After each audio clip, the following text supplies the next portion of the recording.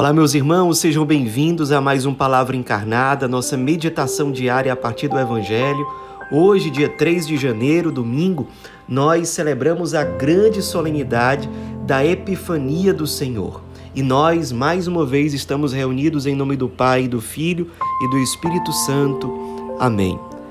Vinde, Espírito Santo, vinde por meio da poderosa intercessão do Imaculado Coração de Maria, vossa amadíssima esposa. Vinde, Espírito Santo, vinde por meio da poderosa intercessão do Imaculado Coração de Maria, vossa amadíssima esposa. Vinde, Espírito Santo, vinde por meio da poderosa intercessão do Imaculado Coração de Maria, vossa amadíssima esposa. Diz o Evangelho de hoje: tendo nascido Jesus na cidade de Belém, na Judéia, no tempo do rei Herodes, eis que alguns magos do Oriente chegaram a Jerusalém perguntando: onde está o rei dos judeus que acaba de nascer? Nós vimos a sua estrela no Oriente e viemos adorá-lo. Ao saber disso, o rei Herodes ficou perturbado, assim como toda a cidade de Jerusalém. Reunindo todos os sumos sacerdotes e os mestres da lei, perguntava-lhes onde o Messias deveria nascer. Eles responderam: em Belém, na Judéia, pois assim foi escrito pelo profeta: e tu, Belém, terra de Judá, de modo algum és a menor entre as principais cidades de Judá, porque de ti sairá um rei que vai ser o pastor de Israel, o meu povo. Então Herodes chamou em segredo os magos e procurou saber deles cuidadosamente quando a estrela tinha aparecido. Depois os enviou a Belém dizendo: ide e procurai obter informações exatas sobre o menino, e quando o encontrardes, avisai-me, para que também eu vá adorá-lo. Depois que ouviram o rei, eles partiram, e a estrela que tinham visto no Oriente ia adiante deles, até parar sobre o lugar onde estava o menino. Ao verem de novo a estrela, os magos sentiram uma alegria muito grande. Quando entraram na casa, viram o menino com Maria, sua mãe. Ajoelharam-se diante dele e o adoraram. Depois, abriram seus cofres e lhe ofereceram presentes: ouro, incenso e mirra. Avisados em sonho para não voltarem a Herodes, retornaram para a sua terra, seguindo outro caminho. Então, meus irmãos, nós hoje celebramos a solenidade da Epifania do Senhor. No calendário litúrgico oficial da Igreja, essa solenidade é colocada no dia 6 de janeiro. Porém, no Brasil, esse dia não é feriado. Então, no Brasil, essa solenidade é transferida para um domingo próximo do dia 6 de janeiro, que no caso é o dia de hoje. No Oriente, os cristãos do Oriente, mais tradicionais, inclusive das igrejas ortodoxas, celebram a Epifania como se fosse o verdadeiro Natal, né? Inclusive como uma solenidade maior do que o dia 25 de dezembro. O verdadeiro Natal, para muitos católicos do Oriente, acontece no dia 6 de janeiro. Então é uma festa muito importante para eles. Para nós também, mas eles dão um peso ainda maior. Epifania significa manifestação. Então, dentro do contexto desse grande tempo do Natal em que nós estamos inseridos ainda, nós celebramos hoje a grande manifestação de Deus, que enviou o seu Filho único, que se fez homem para se revelar a nós. Ele revela para nós o verdadeiro rosto de Deus. Sim, no rosto daquela criança, na vida dela, daquela criança que foi desprezada por tantas casas naquela época, que acabou nascendo numa manjedoura, sendo profundamente amada pelos seus pais. Naquela criança frágil, pobre, nós encontramos a grande manifestação de Deus. Além disso, a Epifania do Senhor é a grande celebração de um Salvador que veio não só para o povo de Israel, mas também para os pagãos. Nós vemos isso, sobretudo, pela importância que os reis magos ocupam no Evangelho de hoje. Os magos, dizer que eles eram magos significa que eles eram grandes sábios, talvez filósofos do Oriente, que conheciam os astros e, seguindo uma estrela, a estrela do Oriente, eles foram querendo encontrar o lugar do nascimento daquele novo rei, do novo rei dos judeus. Passando por Jerusalém, todos ficaram admirados, espantados, ao escutar aqueles magos dizendo que o rei dos judeus havia nascido. Herodes, que era o governador dali, claro, ficou alvoroçado, preocupado, quis conversar com os magos e os magos foram seguindo a estrela, mas a estrela, ela chegou no momento que desapareceu. Isso significa o seguinte, o primeiro ponto para a nossa reflexão: Deus envia sinais para que a gente siga e encontre onde Deus se faz presente na nossa vida, na nossa história, na nossa comunidade, na nossa família, na nossa própria biografia. Deus envia sinais. Agora, nós não podemos ter um apego exagerado aos sinais, porque os sinais, assim como a estrela do Oriente, eles são inconstantes. Às vezes a gente está vendo a estrela, outras vezes ela se esconde. Da mesma forma são os sinais. Às vezes o primeiro sinal que Deus me manda é um pregador.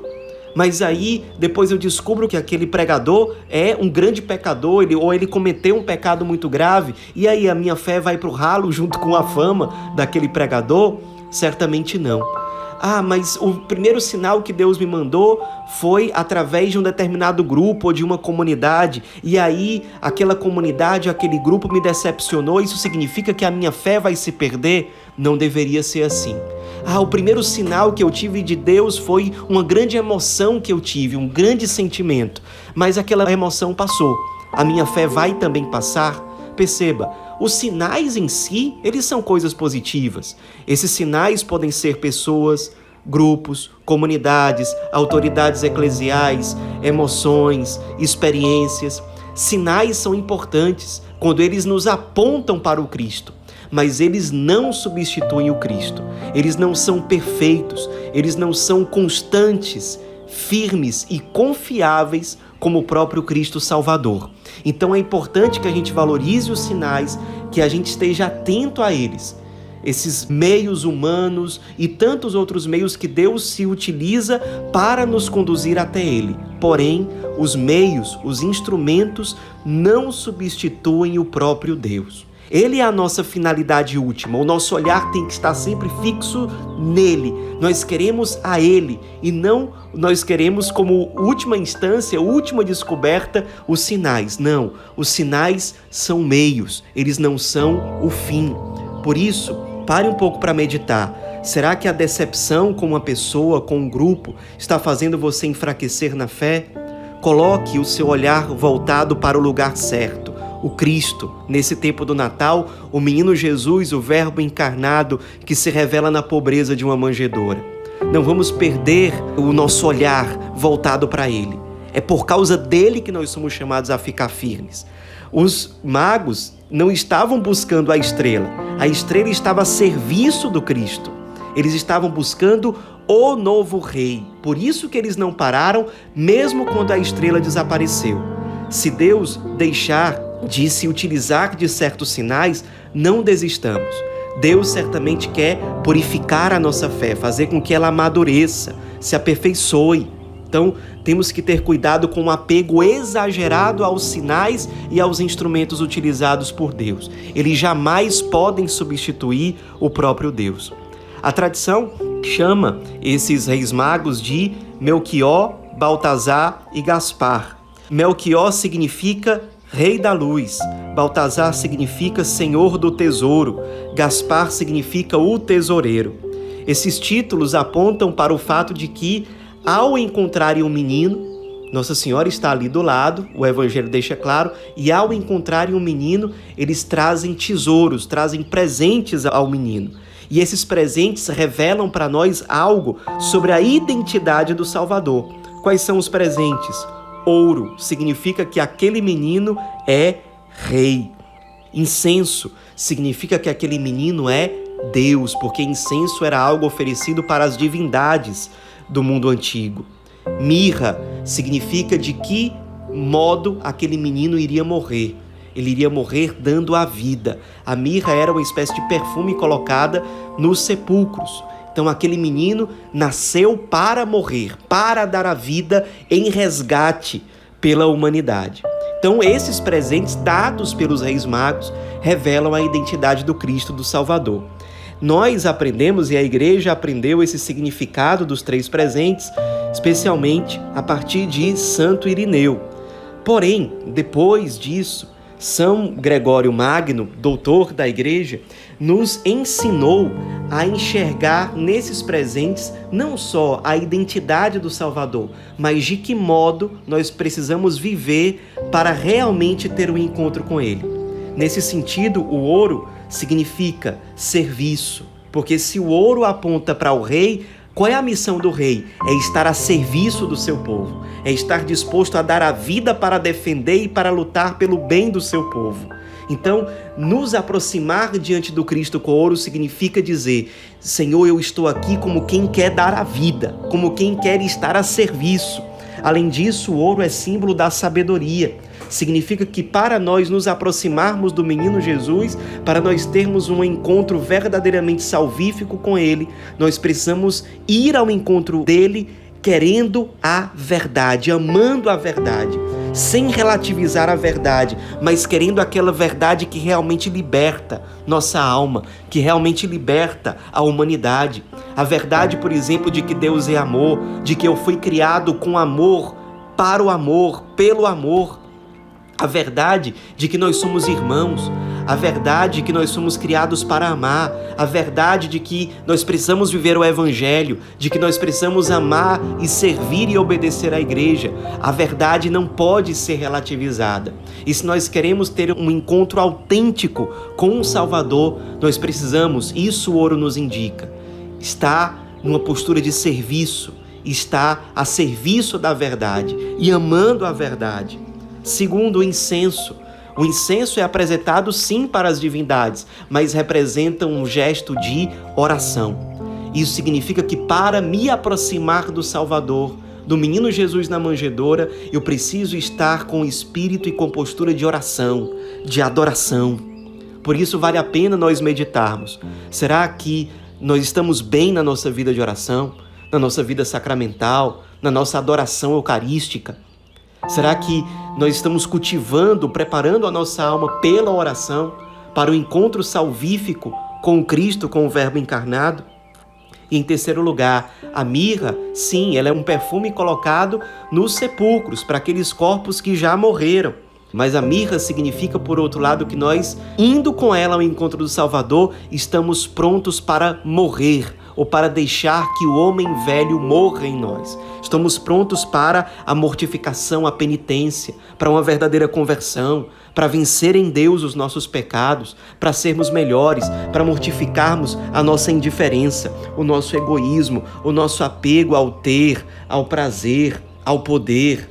Enfim, mortificarmos aquilo que precisa morrer em nós, para que realmente o encontro com o Salvador seja salvífico. Portanto, façamos a nossa oração hoje, a nossa meditação com a palavra de Deus a partir desses 3 pontos. Eu estou me aproximando do Salvador com ouro nas mãos, ou seja, disposto a servir, a me consumir, a dar a vida, amando a verdade. Eu estou me aproximando do Salvador com incenso, ou seja, eu estou realmente alimentando diariamente a minha vida de oração, me alimentando pela oração com o pão da vida, lembrando que ele nasceu em Belém. Belém significa a cidade do pão. É ali que o pão da vida apareceu, se manifestou, se revelou ao mundo. É ali que se deu a epifania do Senhor. Será que eu estou me alimentando do pão da vida por meio da oração, por meio da adoração, por meio da vida sacramental?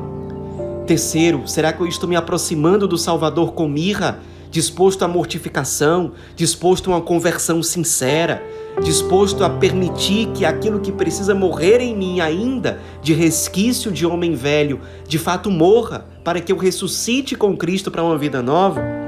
A partir de tudo isso, meditemos nessa solenidade da Epifania do Senhor. Nos unamos, por exemplo, a Santo Agostinho, que, meditando sobre a Epifania, diz: ó menino, a quem os astros se submetem, de quem é tamanha grandeza e glória de ter, perante seus próprios panos, anjos que velam, reis que tremem e sábios que se ajoelham. Quem é este que é tal e tanto? Admiro de olhar para panos e contemplar o céu. Ardo de amor ao ver no presépio o mendigo que reina sobre os astros. Que a fé venha em nosso socorro, pois falha a razão natural. De fato, estamos diante de um mistério que é necessário contemplar e nos deixarmos moldar, formar, transformar por esse mistério, que não é fechado a um único povo. Por isso, os magos nos revelam parte desse mistério. Os magos que eram pagãos.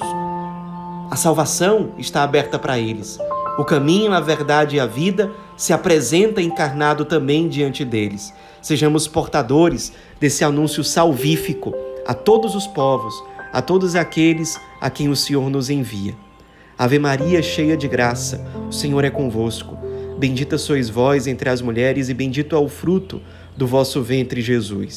Santa Maria, Mãe de Deus, rogai por nós, pecadores, agora e na hora de nossa morte.